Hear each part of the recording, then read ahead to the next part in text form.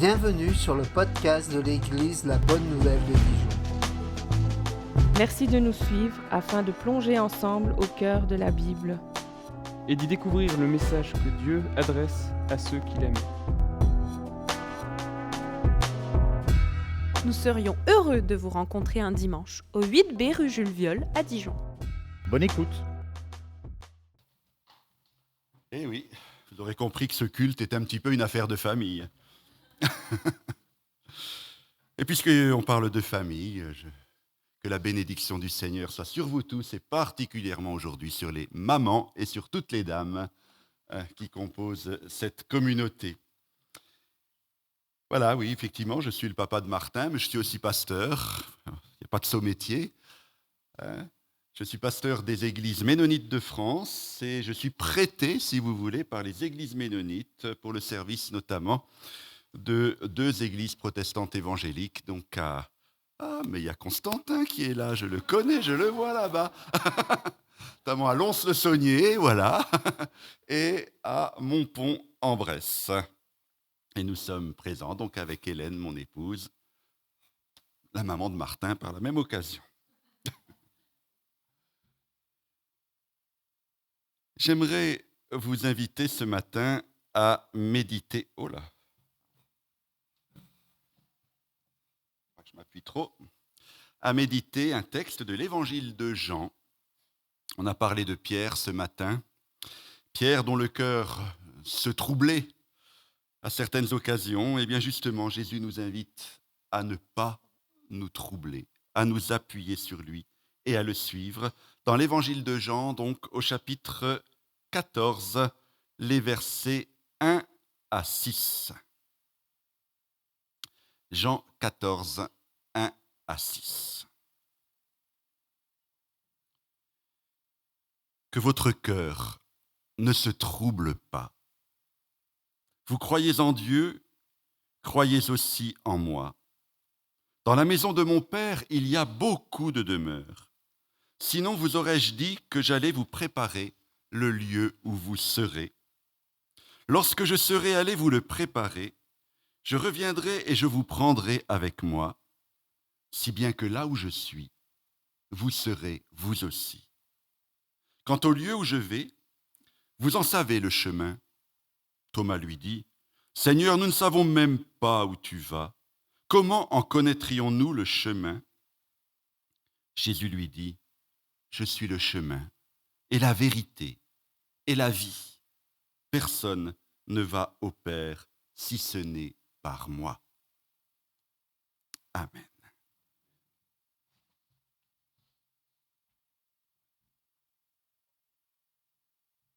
C'est donc une grande joie pour moi de vous retrouver ce matin. Je commence à connaître un certain nombre de personnes parmi vous. Il y a exactement 1 an, nous étions ensemble au château de Joude pour votre week-end d'église. Et puis j'étais venu prêcher quand vous étiez encore dans les locaux de la rue du lycée. Je découvre ce matin ces nouveaux locaux avec émerveillement. Vous êtes vraiment bien installés. Mais que ce soit surtout notre vie et votre vie communautaire qui soit le temple du Seigneur. Voilà, en cette période de l'année, nous chantons, nous célébrons, nous nous réjouissons de la résurrection du Christ, nous nous réjouissons du don de son esprit, cela a été exprimé dans les prières tout à l'heure. Et en même temps, les mauvaises nouvelles qui nous arrivent du monde entier, les folies meurtrières des dirigeants et des armées de plusieurs pays pourraient nous laisser penser que c'est encore le péché et la mort qui régissent cette terre et que depuis le matin rayonnant de Pâques, depuis l'effusion de l'Esprit le jour de la Pentecôte, rien n'aurait vraiment changé. La résurrection de Jésus révèle-t-elle encore sa puissance et sa beauté? Si Christ est vivant, est-il agissant? Bien sûr, nous croyons que oui, mais nous allons voir cela de plus près. Où est la puissance de son esprit sur cette terre? L'évangéliste Jean évoque déjà ici, dans ce texte que nous avons lu, ce qui se manifestera glorieusement en Jésus ressuscité.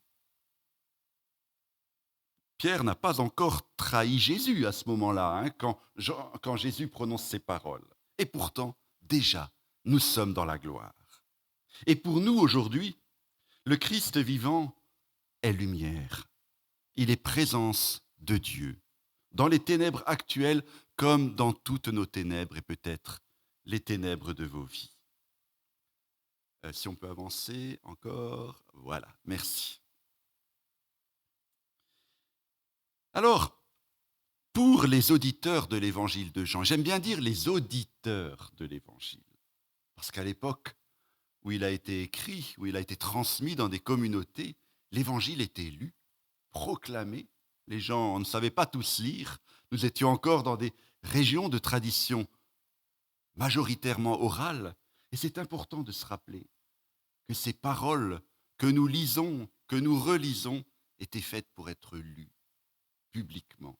Essayez de temps en temps de lire à haute voix. D'ailleurs, je vous l'ai dit il y a 1 an, je crois, de lire à haute voix, ou d'écouter la parole, pas seulement de la lire. Donc pour ces auditeurs, et pour ces lecteurs aussi, de l'évangile de Jean, peut-être une 50aine d'années après la mort et la résurrection de Jésus, l'expression « là où je suis » dans la bouche de Jésus ne pouvait laisser aucun doute. Là où il est, maintenant, c'est au ciel. Jésus anticipe donc ici sa gloire de ressuscité. Désormais, il est auprès de son Père. C'est là qu'il nous attend. C'est là que nous le rejoindrons.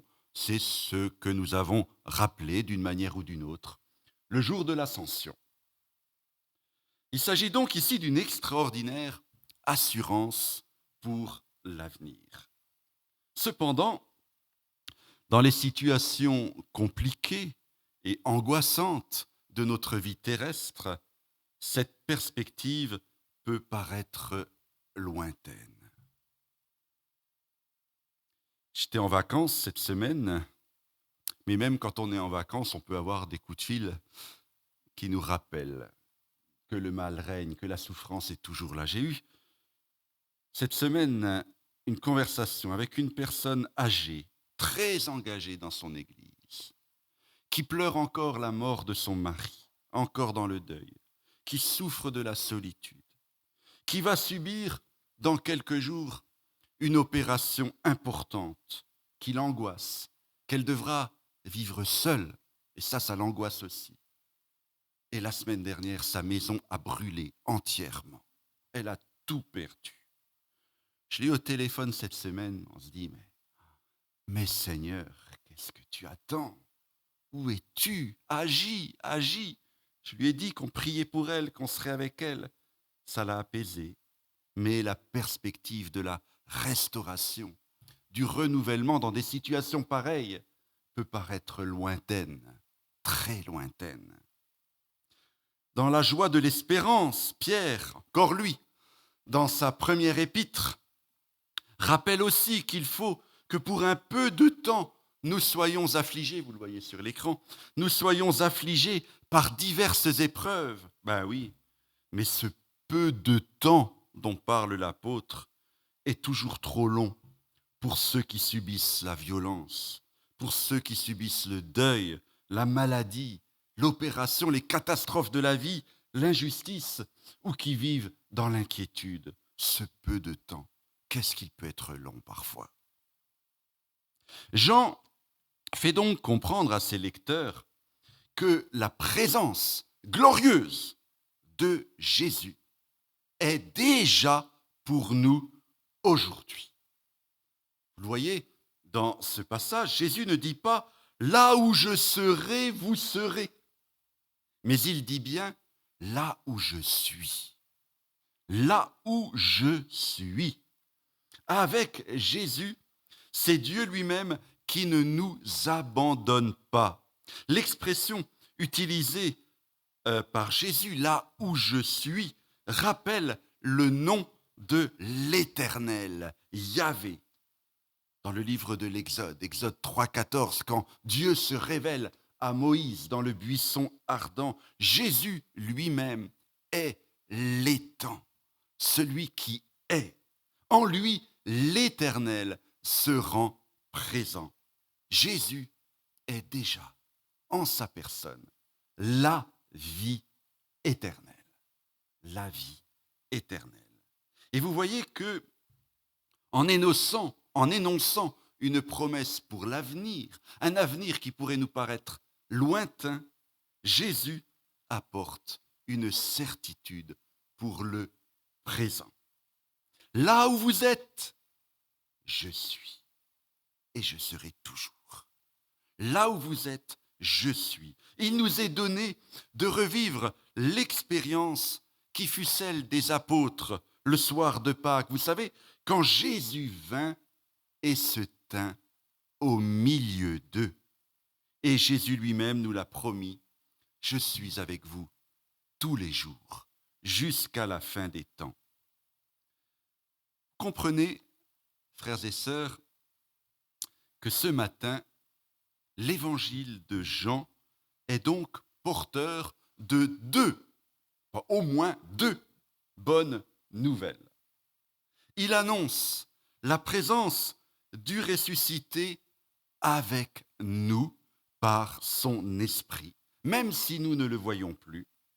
Et il déclare que nous serons éternellement en présence du ressuscité. Il évoque notre situation de croyant aujourd'hui et notre situation de sauvé dans son royaume. Croyant aujourd'hui, sauvé. Il est le bon berger et rien ne pourra nous arracher de sa main, comme le dit Jésus lui-même.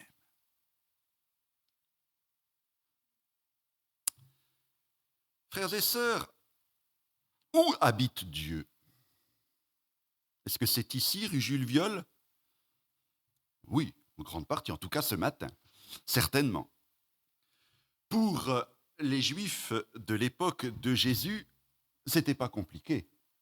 Son adresse, c'était Temple de Jérusalem, rue du Temple, à Jérusalem. Son adresse était au Temple de Jérusalem. Le Temple était la demeure de l'Éternel au milieu de son peuple. Il avait été dit au prophète, je vous cite juste, Ézéchiel ce matin, Ézéchiel 43:7, ce lieu, ce temple, est l'emplacement de mon trône et la place de mes pieds. C'est là que j'habiterai au milieu des fils d'Israël. Et pour Jésus, c'était pareil. Pour Jésus aussi, le temple, il le dit 2 fois dans les évangiles, le temple était la maison de son Père. Il en avait pourtant annoncé la destruction. J'ai un fils qui s'appelle Martin, vous savez ça, qui m'a offert pour mon Noël, dernier Noël, un livre sur l'histoire de Jérusalem, une bande dessinée sur l'histoire de Jérusalem. Je peux vous dire que dans ce livre, on en voit des images qui nous montrent l'accomplissement de cette prophétie de Jésus qui annonçait la destruction du temple. Et c'est pas beau à voir. Cet édifice prestigieux devait laisser la place à une autre demeure. Il devait laisser la place. Alors, où trouver Dieu désormais si on ne peut plus aller au temple? La relation avec le Père passera par le Fils. Jésus lui-même a parlé de son corps ressuscité comme étant le nouveau temple. Le nouveau temple qui serait relevé en 3 jours. Vous savez qu'il parlait à travers ces 3 jours de sa résurrection d'entre les morts. Et Jésus déclare ce matin, « Personne ne va au Père si ce n'est par moi. » Jésus se rend présent là où repose son esprit. C'est pour ça que la Pentecôte est si importante. C'est la fête de la présence de Jésus avec nous. Jésus se révèle à nous, donc dans l'annonce de l'Évangile, et par la foi. Et Paul écrit même que les chrétiens rassemblés forment ensemble le corps du Christ et le temple du Dieu vivant. Nous formons ensemble le temple du Dieu vivant. C'est pour ça que je disais tout à l'heure que l'adresse pouvait être aussi rue Jules Viol. Vous êtes le temple de Dieu, écrit l'apôtre Paul, et l'Esprit de Dieu habite en vous. Vous vous rendez compte? Et puisque l'Esprit du Seigneur repose sur ceux qui ont mis leur foi en Jésus, Paul écrit même que chaque membre de l'Église est un petit temple. Enfin, un petit temple, un temple. Votre corps, dit Paul, est le temple du Saint-Esprit qui est en vous et qui vous vient de Dieu. Et c'est pourquoi il faut avoir aussi du respect pour notre corps et le corps de notre prochain. Votre corps est le temple du Saint-Esprit. La relation au Christ existe grâce à son esprit répandu dans nos cœurs. Elle passe donc par mon frère, ma sœur, dans l'Église. Je le redisais cette semaine à un de nos voisins qui manque un petit peu de courage pour sortir le dimanche matin et aller rejoindre une communauté chrétienne. Il faut dire qu'il est aussi pas mal handicapé. Et je lui disais cette parole qu'un chrétien isolé est un chrétien en danger, qu'il ne suffit pas de regarder l'émission religieuse à la télévision le dimanche matin, ce qu'il fait d'ailleurs. Un chrétien isolé, oui, serait un chrétien en danger. Par contre, un chrétien en communauté s'ouvre à la rencontre du ressuscité. Jésus est venu, frères et sœurs, pour nous conduire ensemble, tous ensemble, auprès du Père.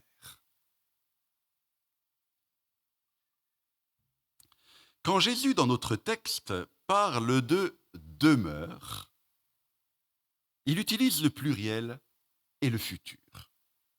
Il part préparer un lieu où nous serons. Jésus dit, lorsque je serai, allez-vous le préparer, je reviendrai et je vous prendrai avec moi, si bien que là où je suis, vous serez vous aussi. Cette préparation, je vais aller vous le préparer, cette préparation dont parle Jésus dans le contexte de l'Évangile est liée bien sûr à sa mort sur la croix et à sa victoire le jour de Pâques. Jésus part vers la mort pour nous prendre avec lui dans sa vie. Et donc il évoque ici aussi notre résurrection avec lui. Alors Jésus ne nous renseigne pas beaucoup. Je me souviens avoir souvent pris ce texte pour des célébrations d'obsèques, d'enterrement. Et souvent avoir dit, mais Jésus ne nous dit pas comment ça sera. Mais il nous dit l'essentiel. Même si notre curiosité est loin d'être satisfaite, il nous dit que la vie dans la résurrection, c'est la vie éternellement en sa présence. Voilà ce que nous devons savoir. Le reste, nous ne le comprendrions pas. Mais ça, nous pouvons le comprendre. La vie dans la résurrection, c'est la vie éternellement dans sa présence. Et cette proximité n'aura pas de limite. Elle est généreusement et miséricordieusement rendue possible à travers tout ce qu'il a accompli.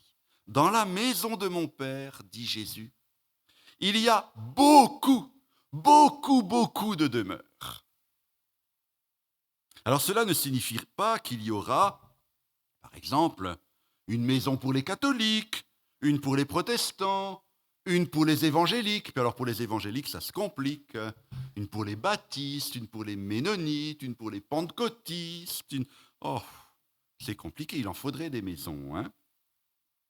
Ou bien ça ne veut pas dire qu'il y aurait une maison pour les Français, une pour les Suisses, une pour les Anglais, une pour les Canadiens, une pour les Coréens, etc. Jésus ne parle non plus de compartiments de première classe et d'autres de seconde classe, avec des demeures qui seraient plus huppées pour des privilégiés.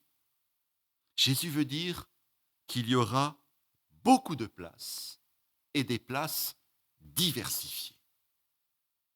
Parce que Dieu veut le meilleur pour chacun. Il veut le meilleur pour chacun de vous.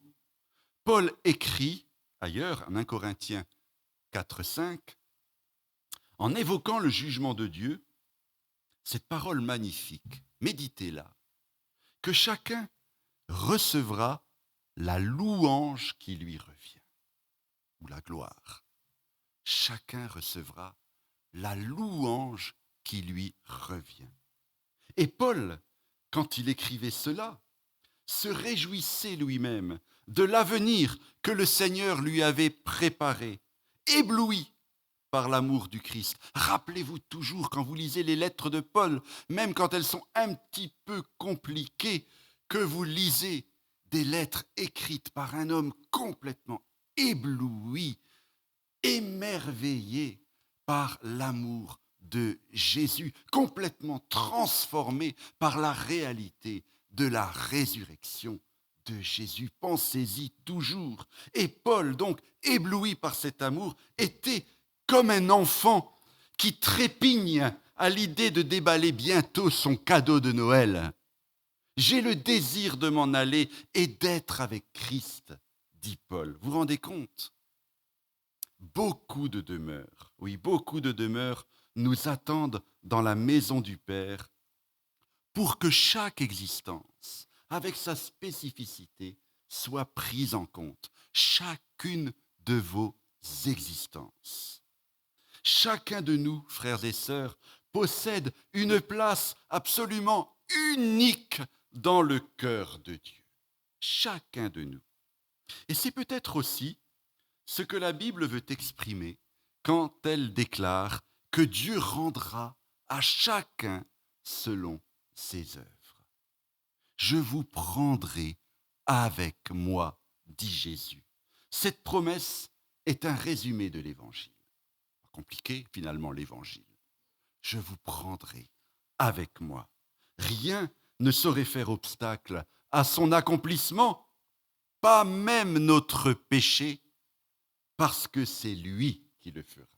Lui, le Sauveur, lui, l'agneau de Dieu, lui, le ressuscité. C'est lui qui le fera. Il prendra chacun de nous par la main pour le faire entrer dans la maison de son Père. Alors bien sûr, tout cela reste quand même bien mystérieux, et c'est normal, et ça doit le rester, puisqu'il s'agit de Dieu lui-même. Mais on comprend quand même la question de l'apôtre Thomas. Thomas qui a toujours besoin d'être rassuré. Voilà, un autre apôtre intéressant. Thomas, peut-être qu'un jour, vous aurez une introduction de culte sur Thomas, ou c'est peut-être déjà fait d'ailleurs. Voilà, Thomas a toujours besoin d'être rassuré. Et moi, je l'aime bien, Thomas, parce qu'il me ressemble. Seigneur, nous ne savons même pas où tu vas, mais comment en connaîtrions-nous le chemin ? Comment accéder au salut ? Est-il possible d'être habité, comme l'apôtre Paul, par une assurance devant la mort ? Eh bien, comme souvent, Jésus ne répond pas directement à la question. En tout cas, Jésus ne répond pas au comment. Pourquoi ?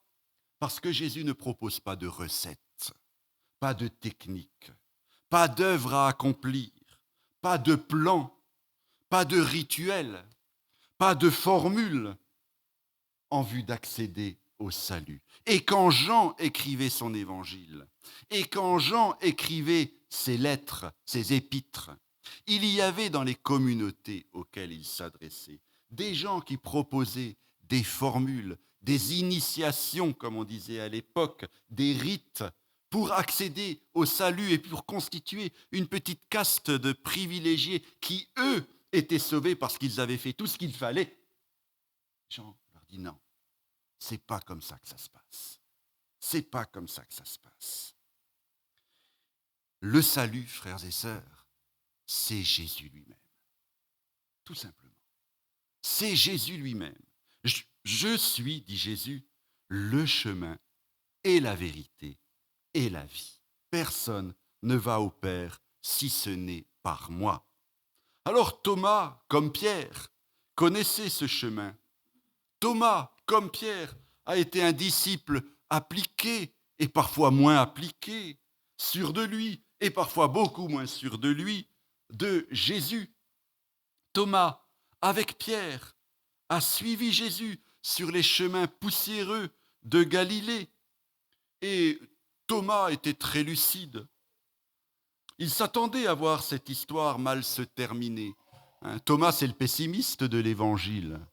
Il dit dans l'Évangile de Jean, chapitre 11, verset 16, « Bon, allons-y, suivons-le, allons avec lui et nous mourrons avec lui. » Oui, c'est l'optimisme de Thomas. Mais il avait raison. Et le voici encore avec lui, Thomas, dans cette pièce où Jésus livre ses derniers enseignements avant son arrestation. Thomas a été impressionné, quand même, par les paroles de Jésus. Et Thomas a répondu à son appel exigeant. Thomas a trouvé en Jésus un chemin de vie et de vérité qui répondait à ses aspirations les plus profondes. Sinon, vous pensez qu'il aurait suivi Jésus jusqu'à ce moment où il va être arrêté? Thomas a trouvé en Jésus la vérité sur Dieu qui s'est révélée dans la personne de son ami. Il a découvert la vérité sur l'homme objet de l'amour de Dieu. Quel privilège nous avons dans notre monde désespéré de savoir que nous savons que l'être humain, quel qu'il soit, est l'objet de l'amour de Dieu. Eh bien, Thomas a entendu cela. Je vous parle de Pilate parce que j'y viens maintenant. Pilate, le gouverneur romain, bientôt va demander à Jésus cette question que pourrait poser un grand philosophe. Mais Pilate n'était pas un grand philosophe. Qu'est-ce que la vérité? Oh! Qu'est-ce que la vérité, frères et sœurs? Nous ne savons plus ce qu'est la vérité. Nous intéresse-t-elle encore, finalement, la vérité? On dit, vous savez, que nous sommes dans une période de post-vérité. Vous avez déjà entendu ça? Nous sommes dans une période de post-vérité, d'après-vérité. Sans prendre la peine de vérifier les faits, nous sommes prêts à croire n'importe quoi de la part des médias, de la part de ceux qui s'expriment sur les réseaux sociaux, de la part des hommes politiques ou des influenceurs de tout genre. Et il est devenu de plus en plus difficile de discerner le vrai du faux sur nos smartphones, sur nos ordinateurs. Il est devenu de plus en plus difficile de construire une argumentation solide. Et arrivent déjà maintenant, vous le savez, des vérités artificielles. Des vérités artificielles auxquelles beaucoup s'abandonnent sans discernement. Il est grand temps de reprendre cette vieille prière de la Bible, cette vieille prière des psaumes. Envoie ta lumière et ta vérité, Seigneur, qu'elle guide mes pas. Envoie ta lumière et ta vérité. Car la vérité, frères et sœurs, est un don du Seigneur. Et quand il s'agit de Dieu ou du sens de la vie, la vérité est révélée par le Christ et elle nous est dévoilée personnellement par la foi. Connaître le Christ, c'est découvrir le visage que Dieu a voulu nous révéler de lui-même. Le visage que Dieu a voulu nous révéler de lui-même. Il n'y en a pas d'autre que nous ayons à chercher. Si nous voulons trouver Dieu, tournons-nous vers Jésus. Jésus confie à ses disciples, juste après le passage que nous avons lu, « Celui qui m'a vu a vu le Père ». Jésus révèle Dieu et ce que l'homme est devant Dieu. Paul voit même dans le Christ, dans l'épître aux Colossiens, oui, vous l'avez là-haut, chapitre 2, verset 3, celui en qui sont cachés tous les trésors de la sagesse et de la connaissance. Pour Thomas et ses compagnons, et Pierre donc aussi, cette connaissance a pris une forme tout à fait concrète. Elle a trouvé son expression non pas dans des grands discours philosophiques, mais dans l'obéissance aux paroles du Maître, l'obéissance. Et c'est dans cette obéissance qu'il est possible de progresser à notre tour dans la vraie connaissance de Dieu. Marcher dans la lumière, comme dit Jean dans sa première lettre, marcher dans la lumière avec Jésus, le Fils de Dieu, c'est déjà, frères et sœurs, entrer dans la vie éternelle. Jésus est lui-même en train d'emprunter son chemin pour préparer à ses disciples un lieu où ils vivront avec lui, dans un avenir qui reste encore inconnu, dans la maison de son Père. Dans les 4 jours qui vont suivre ces paroles, ce chemin passera par ses souffrances, sa mort et sa résurrection. Mais sa Pâque, selon la signification de ce mot, c'est peut-être que Pâques, Pessach, veut dire passage en hébreu. Sa Pâque deviendra un passage, deviendra le chemin du salut pour ceux qui croiront en lui. Jésus a déblayé la chaussée encombrée par nos péchés. Quand j'étais pasteur dans les montagnes suisses, je disais que Jésus a passé le chasse-neige. Ici, ça parle un peu moins, mais il a déblayé le chemin. La vérité de toutes ces promesses a été manifestée. En lui, la vie éternelle, plus forte que la mort, a rayonné. Frères et sœurs, le chemin est ouvert pour tous, pour vous tous. La vérité, elle est accessible par la foi et la vraie vie en Dieu nous est offerte. Jésus a fait ce travail pour nous. Avec lui, dit encore l'apôtre Paul en Colossiens 1, avec lui, Dieu le Père nous a arrachés au pouvoir des ténèbres et nous a transférés dans le royaume du Fils de son amour. Jésus est Dieu, Dieu qui conduit à Dieu pour nous. Vous l'avez compris, quand Jésus prononce ces paroles du 6e chapitre du 14e chapitre de Jean, le contexte était dramatique. L'ambiance était plombée, comme on dirait aujourd'hui. Et pourtant, l'évangéliste Jean a introduit le long discours de Jésus qui précède sa mort par des paroles rassurantes. Que votre cœur ne se trouble pas. Longtemps après cet événement, Jean a écrit son évangile pour des communautés qui étaient vraiment troublées, qui étaient divisées, qui étaient peut-être même terrorisées par la persécution qui commençait et qui avaient besoin de réentendre ces paroles puissantes de paix de la part de leur Seigneur. Les mots de Jésus jaillissent pour nous comme une lumière dans la nuit. Ils viennent aussi éclairer nos obscurités et nos peurs actuelles. En rapportant ces paroles de Jésus, l'apôtre ne proposait pas une fausse consolation, c'est-à-dire un discours pieux, si vous voulez, pour s'évader des difficultés de l'existence. Ça existe. Non, Jean prêchait la réalité de ce que Jésus avait accompli pour nous, pour lui, et il invitait à demeurer ferme dans la foi. Jean témoignait, comme il le dit dans son évangile et comme il le dit dans sa première lettre, Jean témoignait de ce qu'il avait vu et de ce qu'il avait cru. Parce qu'il est ressuscité, frères et sœurs, désormais Jésus vit en nous et nous vivrons aussi avec lui. Amen. Je vous invite à la prière.